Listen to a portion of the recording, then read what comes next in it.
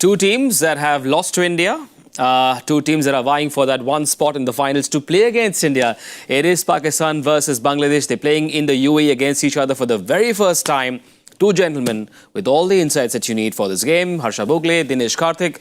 And I believe there are 2 or 3 selling USPs of this show. One is that the IQ, the EQ, the fashion quotient, FQ, and the cricket quotient is higher than anywhere else in the world of cricket. So which Q? I'm not on any of those Q. I'm definitely not an FQ. I'm definitely not an IQ FQ. department you are. Yes. In Cricbuzz. EQ, very high. Head of EQ department you are.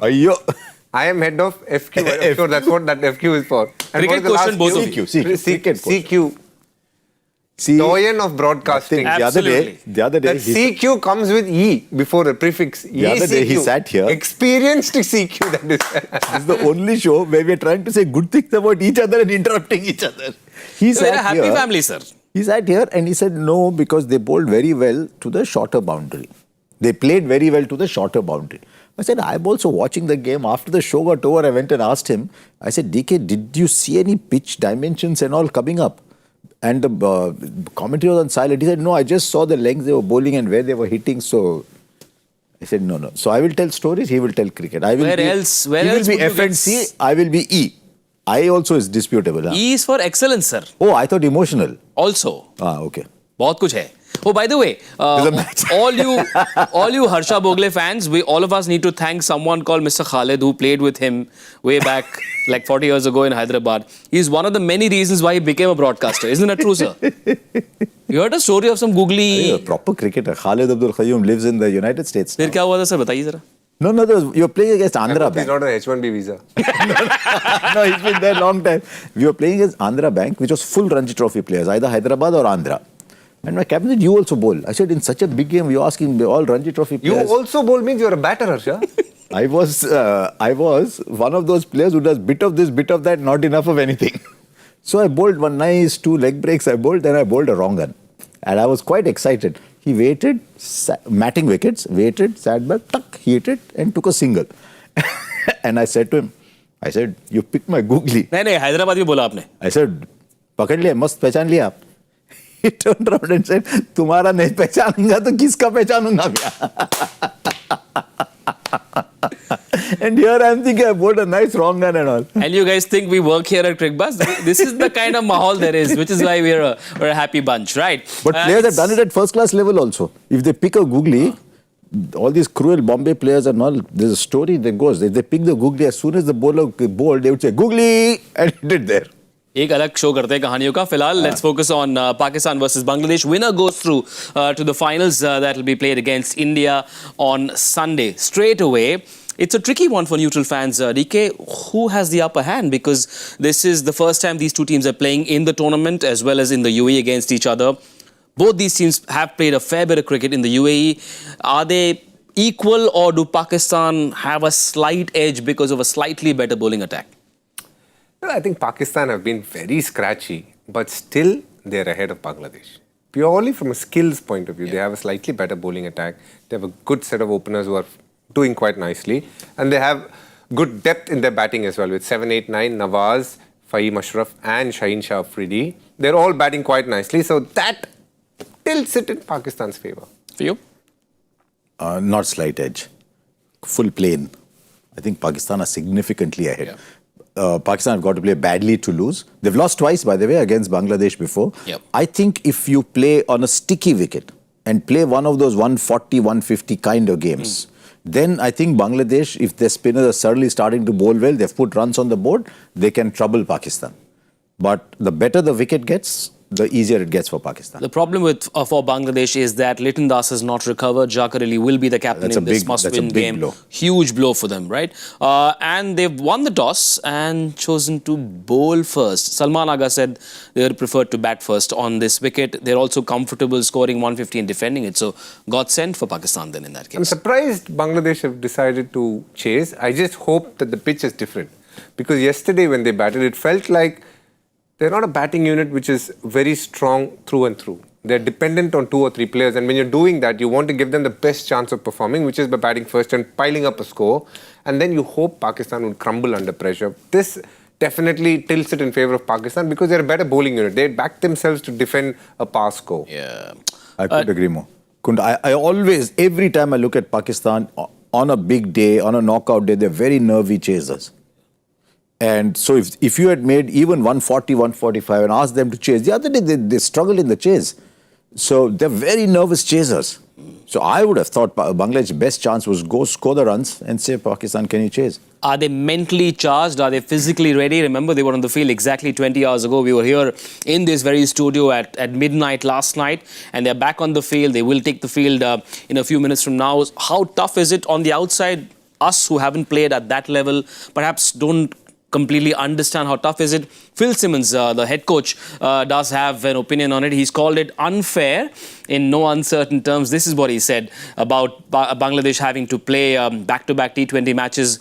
He said it's extremely challenging. Although his players are fit enough to handle consecutive games, it's still not fair to ask any team to play back-to-back games. And the last line is a clincher. It's far more difficult than people realize. Your thoughts? You tend to agree with what Phil Simmons has said. It is hard playing consecutive days. Now, one team had to do it because of the scheduling. The final had to happen on a Sunday, so when you work backwards, one team had to play on Friday.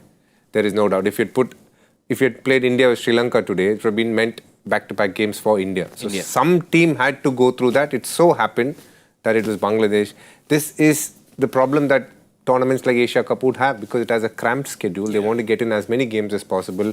You can't play in the afternoon or a double header because of the weather conditions. So there has to be some compromise made somewhere. But the fact is that the broadcaster would want a final on a Sunday. And hence, when you work backwards, one team had to end up playing back-to-back. And to some extent, sometimes it does go a little bit, scheduling does go a little bit by box office. Sure. So to some extent, I would agree with Phil Simmons that Bangladesh have had the short end slightly. Yeah. But very often that's a box office question as well. So I think the best thing they can do, say, we don't like the scheduling, we'll go and win today. Also, word of caution for fans, the team losing can't only be because of scheduling. No, it's never like that. Yeah. They've got to look at it like that. What about the changes? I believe Pakistan have gone in unchanged. Let's take a look at their 11. They have rearranged the pieces in their opening order. FNF seems to have worked. It's something that should have happened earlier, but pushing Saim Ayub to 3 seems to have settled as an idea, and this combo is working well for them. I think the weakest link there is 3 and 4. Saim Ayub is there in this tournament purely because I feel he can bowl more than he's contributed with the bat. Even though he started as a talent who could do well with the bat, he got 3 ducks on the bounce. And when he is batted, he's not looked convincing enough from my eyes. Salman Ali Agha, again, someone who came in with a lot of promise, but definitely hasn't delivered anywhere close to it in the recent past. Hussain Talat had a decent innings. Mohammad Aris, someone, again, who's flattered to definitely deliver in international stage. I think he's been extraordinary in PSL, but nowhere close to that in international cricket. And that's the challenge, when you play PSL, you can get carried away as selectors looking at what players do. And that's when you think the likes of a Rizwan, Babar Azam, with their experience, and you need to balance that out and see who fits which role well. And then you have the rest to follow, which is, I think they have done quite nicely after that. The Nawazes, Ashrafs and Shaheen Shah Afridi. Is this their best combination? Because they would have been tempted to bring in Khushdil Shah maybe? Or a Khushdil Shah. Because he hits the ball long when he is set. Yeah. But this is very un-Pakistan-like to the extent that they're showing a lot of faith in players. They're picking players and they're saying, we'll back you. Even if you're not doing well, Saim Ayub is not doing well, we are backing you. Salman Agha is the captain, that's okay. Mohammad Aris, they've got another wicketkeeper in the squad, we are backing you. So it's normally you see changes with Pakistan, which you're now seeing with Bangladesh.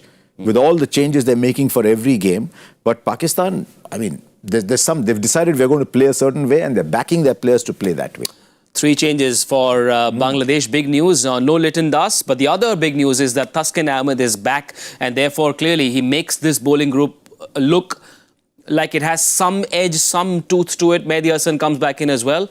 So 3 changes, out go Saifuddin, Nasum and Tamim. Again, Nasum is a very interesting one. Had started the tournament brilliantly. He picked up a wicket of his first ball when he came back in today. Doesn't find a place, probably because of the number of left-handers in the team. And they've gone for Mehdi Hassan. Understandable. Nurul Hassan, again, somebody who can give it a tonk with the bat and hopefully is able to deliver. Taskin Ahmed, their elder statesman, who has shown consistency over a period of time for Bangladesh? Will he stand up in this big game? Is a good question to ask because they will expect him to deliver. Yeah, those three quicks, they've got three proper fast bowlers. I think it's a good lineup because I thought Saifuddin was a bit like my leg spin and whatever, neither enough of this nor enough of that. So they've gone with Mehdi, they've gone with the off spinner. So I quite like this side. Nurul Hassan has come in. It's just that with the openers, I thought that Tanzid was doing okay, you know. Yeah. He had a couple of bad games. But he's gone and Imon, who was not in the side before, has now come in. I don't know if it's an injury-related change. No news on the Cricbuzz app. But Yeah. there's too many of those changes there. Does this mean Parvez Hussain Imon goes up top with Saif? Yeah, has to, I guess. Yeah. I guess there's no question. With Little not around, it's a huge hole, isn't it? With the bat as well, a huge loss. And on the big occasion, quality player, good against a side that's a good bowling side.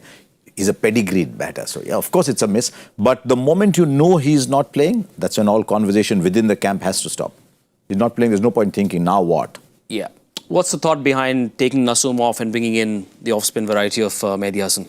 Purely because they have left-handers. Sure. Fakhr Saman, Yeah. they have Saim Ayub, they have Hussain Talat. So they have left-handers and you want to counter that with a decent amount Nawaz of also. Mohammad Nawaz. But he doesn't bowl that far. That's the only problem. He bowls quite a few in the power play and then early on in the mid-lows. But as you said, I mean, he could be useful against any left-hander. That's his main skill, why he's brought to the 11. And understandably so.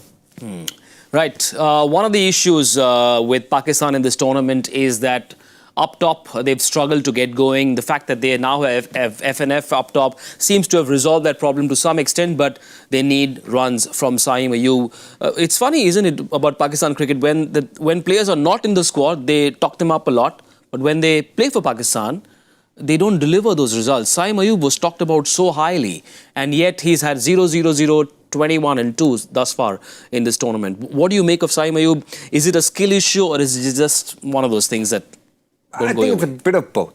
Okay. I do think there is a little lack of skill there, not too much. I think the lack of skill is when the swinging ball happens. I think he's not getting into good positions to put away those balls which swing, and that's a skill in its own. Now the second part is I think mentally he needs to toughen up. It's defense and a big shot. That's very hard to survive in international cricket. You need to find that sweet spot wherein you're attacking. At the same time, you know what it takes to sometimes play out a good over. Like yesterday, Abhishek Sharma played out an over of Saif, the right arm off spinner. He just played him out because first time he's playing him, he's bowling side spin from a very low angle. He realizes that I'm not able to probably take him down, but then he took out our bowlers. If you bring your ego to the party and say, no, I have to hit every bowler, you're going to lose out more often than not because it won't work. Because when you bat with your ego, you don't allow your instincts to come through. Out to Pacers 28 times in T20 internationals. He's got 3 Pacers to contend with tonight. No, I'm noticing one other thing with Pakistan. Saim Ayub, quality player in their eyes, much talked about. Those are not the numbers of someone who's very gifted because there's 41 innings. Right? That's a lot of innings. Yeah. So when you have that big a sample size, you can start trusting the numbers that you see. So that average of 19, it's okay if you're batting, say, at number 6 and striking at 170, 160, 170. If you're batting at number 6, 7, 18, 19 is a good score in those circumstances. But see, they talked up Saim Ayub a lot, talked up Hassan Nawaz a lot, talked up Sahibzada Farhan a lot, talked up Salman Agha a lot. All these players are the cream of the players coming through their system. Yeah. So they have now got to start to think, okay, are the cream of our players not good enough at the next level? What do you do with a young player? At this stage, not good enough. They could become good enough with experience if they have the temperament. It's always a double-edged sword, right? I mean, arm around the shoulder, kick up the backside. Do you give a player a long rope? Do you not do that with the player? It's a tricky one for captain, coach, selector, everyone. First up, you need to understand the individual. You have to use your cricketing sense and see where is it that he's lacking. Is it from a technical point of view? Does he lack tactically? Or is it an emotional question? A lot of people can do well in PSL, but they're not able to scale the game because it could be lack of skill or they get caught up in the pressures and everything that happens around international cricket. Now, for a person like Saim Ayub, it's the quality of matches that he's able to play consistently. Has he travelled enough with the Pakistan A team and gone through those rigors of preparing to play international cricket? I think the gap, or rather the gulf between Pakistan domestic cricket to international cricket is a bit too big. Just like what India used to have yesteryears. But because of a tournament like IPL, that is slowly, almost, it's bridged the gap. So that is a big question. And when you play in Pakistan, it's some of the flattest pitches that you play on. Very little pace, very little swing. You can hit through the line, not too much bounce. And when you go to other places in the world where there's a bit of bounce and swing, it takes a completely different skill. So you want to expose your batters to those kind of conditions as well. And then you need to understand what he's lacking to see if you can provide him that, or is he not good enough at this level? And you sometimes have to be very truthful to that question as well. Is the competitiveness, the so-called competitiveness of the PSL overstated? Because wherever we see, especially on social media, they say, oh, PSL is very competitive. Is that an overstatement? What I've heard said from people, broadcasters who work there, whatever, just as the IPL tends to be a very batting tournament, that the PSL is a bowling tournament, that the quality of bowling is pretty good in the PSL. I mean, whatever few games I watched when we had the stream, the quality of bowling was good. There was a guy called Zaman Khan, there was Wasim Jr. Who's in the squad, but not getting a game, yeah. Correct. So the quality of bowling was good. I don't know whether the pitches have now become so flat that you're hitting through the line and therefore your numbers are getting inflated. But his point is even more valid. There's always going to be a gulf. That gulf is bridged by the A tours. And so you've got to have those A tours from time to time. So for example, I've been hearing a lot on the circuit about a young Indian spinner called Manav Sutar. I've not seen him, but I've heard people that I trust telling me very good things about him. Now there will be a gap for him. He's playing against Australia A. He's bowling a lot of overs against a good Australia A side. That gap will start to get bridged there, especially for the red ball version. I don't know if they're doing enough of that. India's investing very, very well, very wisely in that A tour system. And I think a lot of those investments are now paying off rich dividends with the national team as well. Now, back to this game. Mustafizur is worth talking about. On pitches like these, clearly, he is a handy weapon and he could hold the key. He's got the experience. He's got the variety as well. He is Bangladesh's best bowler. His strengths are the fact that once the field is spread out, he bowls very well. And at the death, he's a very wily customer. And if there's anything in the pitch in terms of slowness, he extracts it better than anybody. At the start of his career, he was even more effective because he used to use a lot more of his wrist to get that ball to go away. I remember playing him and thinking, wow, this guy can actually bowl like a quick left-arm spinner when he bowls the slow one. It almost cuts past you. He's lost a bit of that due to injury, and understandably so, but still a very potent bowler. Bowling in the power play has always been a challenge for him.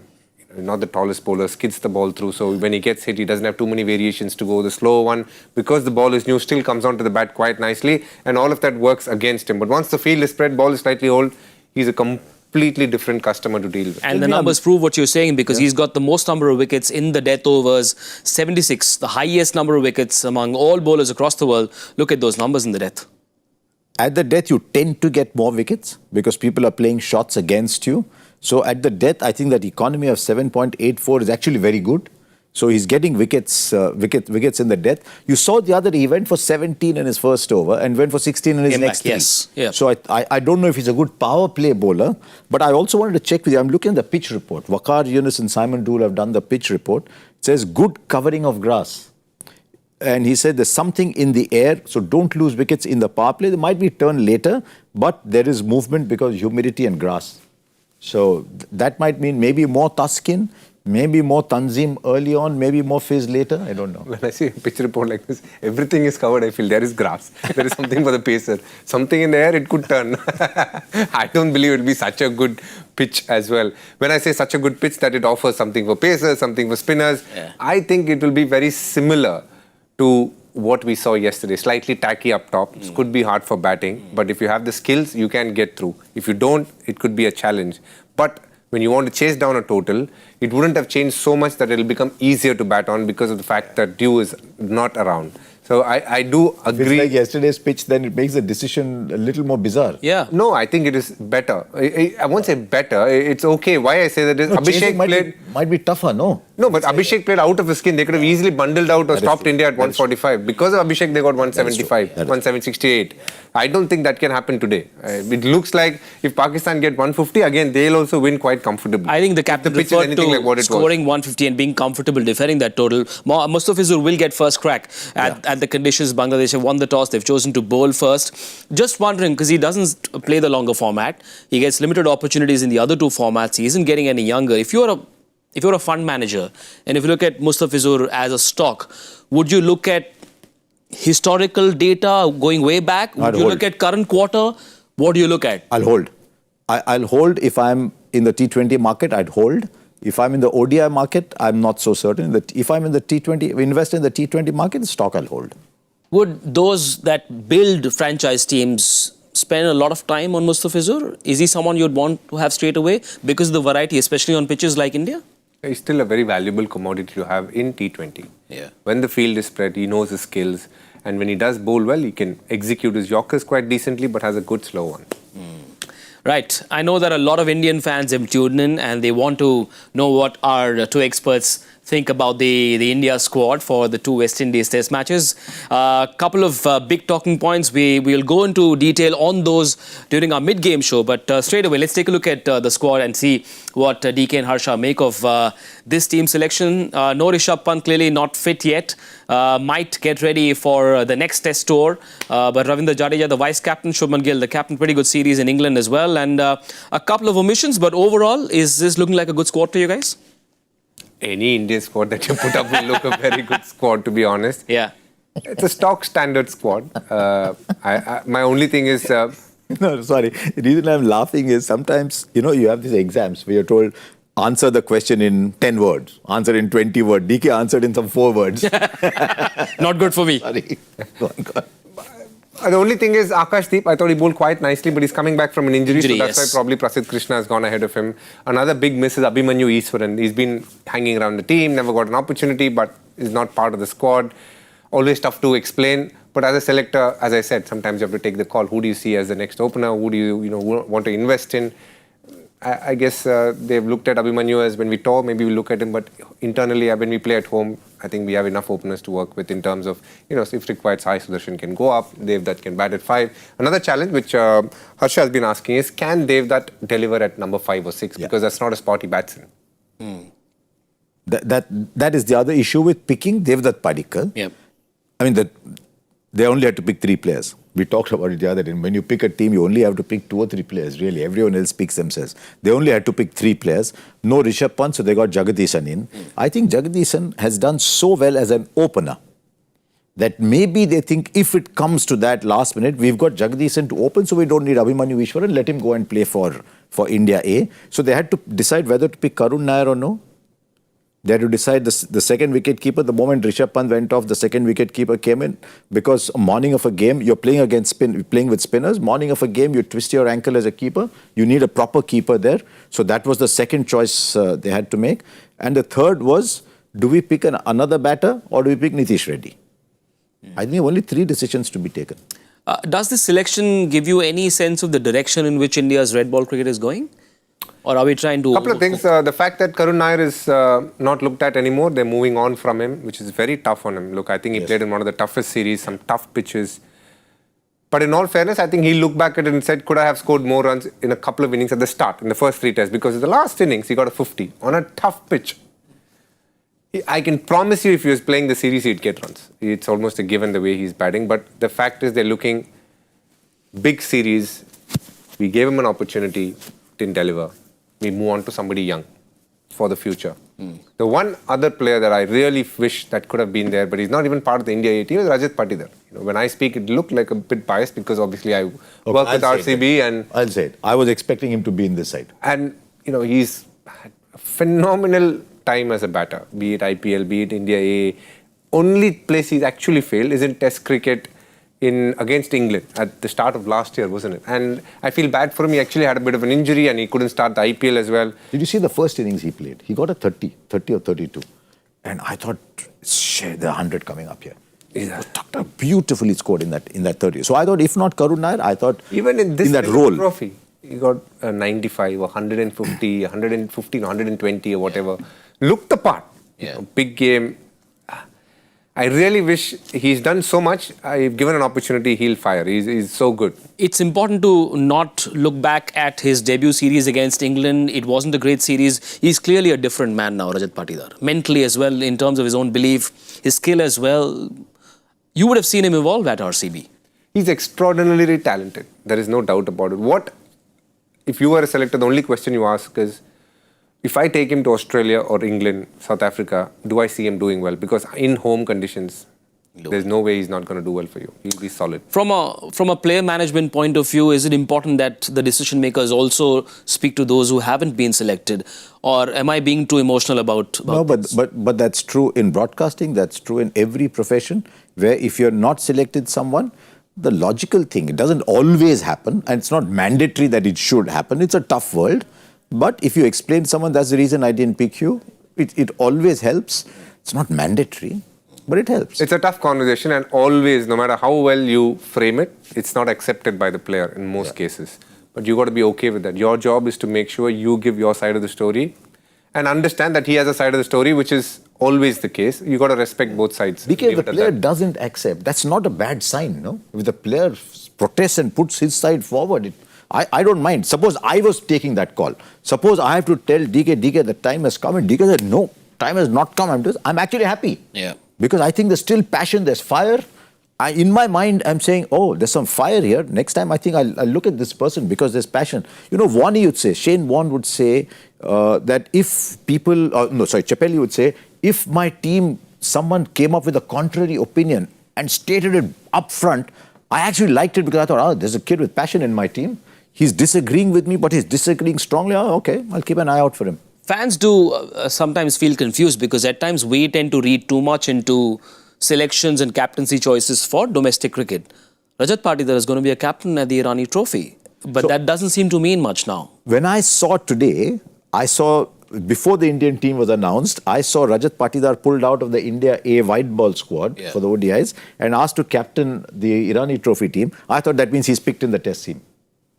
I mean, it's clashing, I guess. I think the Irani Trophy is clashing with the first test. October 1st. It's clashing. So maybe that would have been a giveaway. But I thought the fact that they have done that means they're looking at him for the future. The only reason I thought of him, and I don't know whether we're finishing our mid-show just now, but I thought whoever comes in is going to bat at 5, maybe 6. If Rishabh Pant is there, you're batting at 6. If Rishabh Pant is not there, maybe you're batting at 5. Yeah. I thought a Patidar or a Karun Nair would have been a good fit. But also, let's not... Sorry for not digressing, just elongating the conversation. But I really feel Devdutt being given opportunity is a good thing because he got 80 against Australia. You know, he's got skills in a tough. You know, Australia is a very hard place to play in, and he got runs there. So, and he also played. If you remember that England series that happened last year, he got a 50 in Dharamshala. So. He's earned his stripes. He was injured, and that's why Karun Nair came into the squad. Otherwise, Devdutt would have been part of the squad from day one against England. So he's earned his recall into the Indian team. In case you're wondering why we haven't spoken about Bumrah or at length about Karun Nair's exclusion, I promise you we'll do that on Cricbuzz Live in the mid-game show. For now, Bangladesh-Pakistan, just a reminder, the winner goes through to the final. It is a knockout game. Bangladesh have won the toss. They've chosen to bowl first. 3 changes for Bangladesh. Their bowling group certainly looks a lot better than it did yesterday. Mehdi Hassan has come in. So has Taskin Ahmed, and Nurul Hassan is in this playing 11 as well. Parvez Hussain Imon and Saif Hassan will open the batting. No Liton Das, remember. Pakistan have gone in unchanged. This is the 11 they've gone in with. FNF up top, Saim Ayub at 3. Looking for runs. Runs expected from their captain as well. That middle order looks like a weakness. Hussain Talat, player of the match in that last game. And their bowling group has the raw pace of Haris Rauf, the experience of Afridi, and Fahim Ashraf is promising as well. Mohammad Nawaz and Abrar Ahmed bring in some spin. Which is the key matchup that shall decide the fate of this game for you? Definitely Abrar Ahmed through the middle order of Bangladesh. That will be a key aspect of this game. Okay. For you, Shaheen versus... That's an easy Saif. option of saying. Yeah. But, the power play is important. Yep. But it starts to get more difficult in the middle. So they can't allow Abrar Ahmed to bowl 4 overs for 8 runs. Or 10 runs or 15 runs, whatever. Right. Time now for Joy Factor. What has Mr. Bhattacharya sent us today? Let's bring it up very quickly for all those watching. Here we go then. What unique record does Pragyan Ojha, Ajit Agarkar and Virat Kohli hold for India in T20 internationals, with Kohli's being the most exclusive in history? How many T20 has Pragyan Ojha play? It could be a man of the match in the last T20 that they played, I feel. Yeah. Okay. We shall find out in about 3.5 hours from now. But before we let you go to watch the first over, predictions. Pakistan batting first. 156. 153. 154. है? ये क्या होगा है? सबका होगा sir. We either all go happy or all go disappointed. What does GK say? कद्दू कटेगा सब में बटेगा. Okay, enjoy the first innings. We'll see you at the 10 over mark on Cricbuzz Combox. Bye for now.